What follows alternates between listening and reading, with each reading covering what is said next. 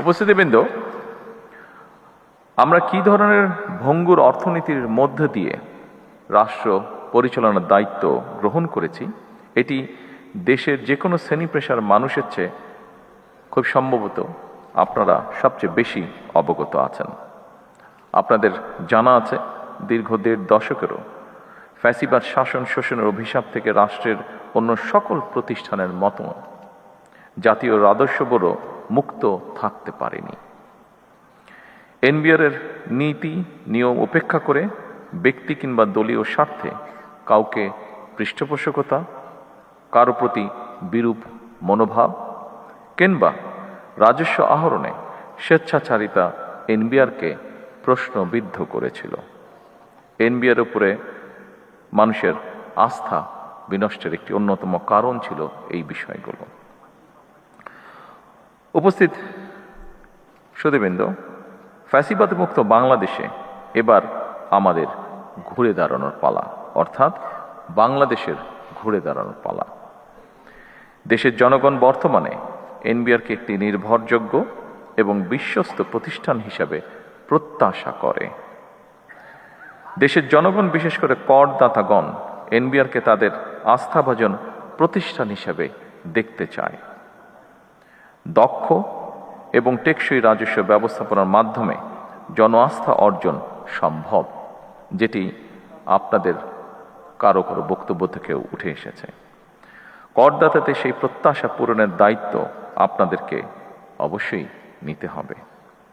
বর্তমান সরকার এনবিআর তথা রাজস্ব কাঠামোকে জনবান্ধব হিসাবে গড়ে তুলতে চায়। উপস্থিতিবৃন্দ, বিশ্ব অর্থনীতি দ্রুত পরিবর্তন হচ্ছে। একের পর এক অত্যাধুনিক প্রযুক্তির বিকাশ ঘটছে। আন্তর্জাতিক বাণিজ্যের ধরন পরিবর্তিত হচ্ছে। ব্যবসায় নতুন নতুন মডেল তৈরি হচ্ছে, নানা রকম চ্যালেঞ্জও তৈরি হচ্ছে। আন্তর্জাতিক কর বা রাজস্ব ব্যবস্থাপনায় এসেছে পরিবর্তন।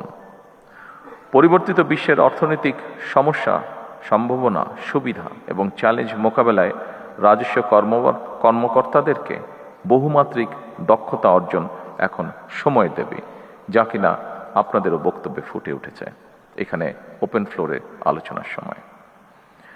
খুব সম্ভবত digital economy, e-commerce, transfer pricing, international taxation, trade finance, financial crime, money laundering, artificial intelligence, এই সবগুলো বিষয় সম্পর্কে সুস্পষ্ট নলেজ থাকাটা বোধ এখন অত্যন্ত প্রয়োজন।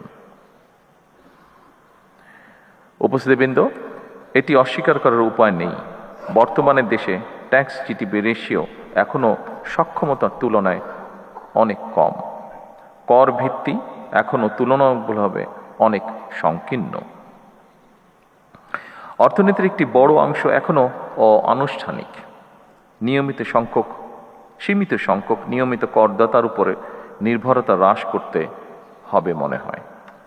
করদাতা ও রাজস্ব প্রশাসনের মধ্যে আস্থার সম্পর্কেও আরও শক্তিশালী করা প্রয়োজন। সারা বিশ্বে একটি প্রযোজ্য বিষয় হল, আধুনিক কর প্রশাসনের উদ্দেশ্য শুধুমাত্র বেশি কর আদায় নয়, বরং বেশি সংখ্যক মানুষকে স্বেচ্ছায় কর প্রদানে উৎসাহিত করা। একজন করদাতা যিনি নিয়মিত কর আদায় করছেন, রাষ্ট্র যেমন তাকে সম্মানিত করবে, একইভাবে যিনি ইচ্ছাকৃতভাবে কর পরিহার করছেন, তাকেও কর প্রদানের জন্য যথাযথভাবে উদ্বুদ্ধ বা আগ্রহী করে তোলা প্রয়োজন। এটিও আমাদের ওপেন ফ্লোর ডিসকাশনের মধ্যে উঠে এসেছে।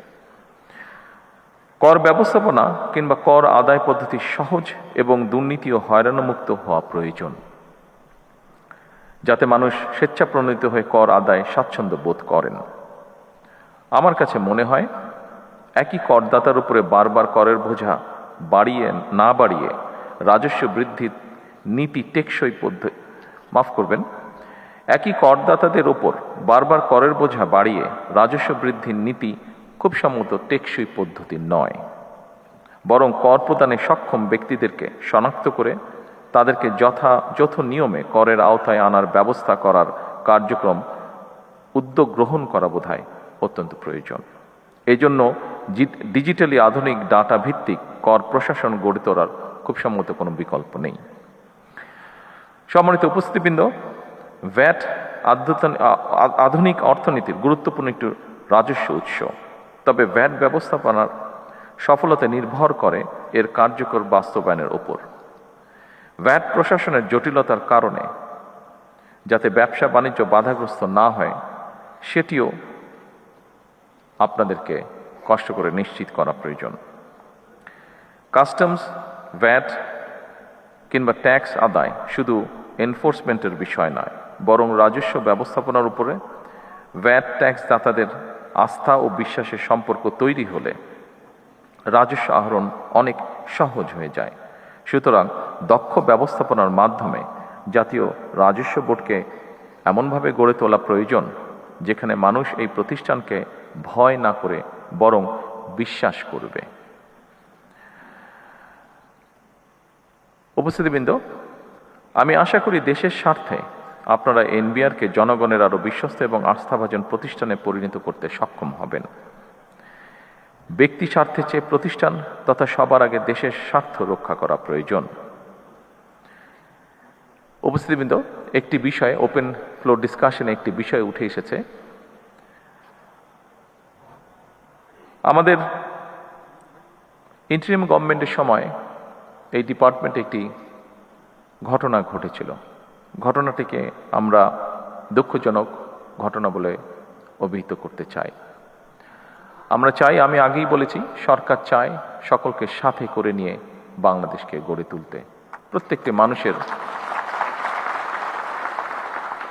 প্রত্যেকটি মানুষের কন্ট্রিবিউশনকে সম্মানের সাথে দেখতে চায় সরকার। সমস্যা আছে, সমস্যা থাকবেই। আমরা আলোচনা করে ধীরে ধীরে সমস্যার সমাধান বের করার চেষ্টা করব। আমি এনবিআরে যেই দুঃখজনক ঘটনাটি ঘটেছিল, যদিও ওপেন ফ্লোর ডিসকাশনে আমি বলেছি, তারপরেও আবারও বিষয়টি আমি উল্লেখ করতে চাই। আমরা চাই সরকারে দায়িত্বে যারা আছেন, সরকারের বিভিন্ন কর্মকর্তাবৃন্দ, আমরা চাই আপনারা নিরাপদে স্বস্তি নিয়ে আপনারা দেশ গঠনে কাজ করুন। সরকারের অবস্থান থেকে আমরা অবশ্যই চেষ্টা করব দেশের স্বার্থে, দেশের প্রয়োজনে যে বিষয়গুলো গুরুত্বপূর্ণ সেগুলিকে প্রায়োরিটাইজ করতে। আসুন আমরা যে কোনো ধরনের বিশৃঙ্খলাকে পরিহার করার চেষ্টা করি এবং সেজন্য যদি সরকার প্রয়োজন মনে করে, অবশ্যই সরকার ভবিষ্যতে যাতে এই ঘটনাকে পরিহার করা যায়, বর্তমানে যাতে সকলকে স্বস্তিতে কাজ করার পরিবেশ করে দেওয়া যায়, তার জন্য প্রয়োজনীয় পদক্ষেপ সরকার গ্রহণ করবে ইনশাআল্লাহ।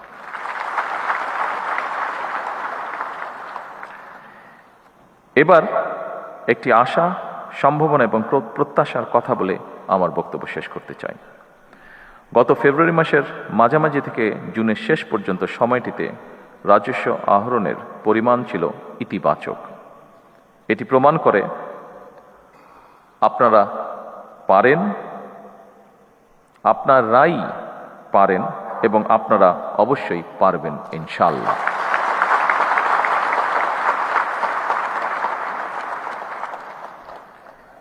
আমাদের সকলের প্রয়োজন দেশপ্রেম এবং আন্তরিকতা।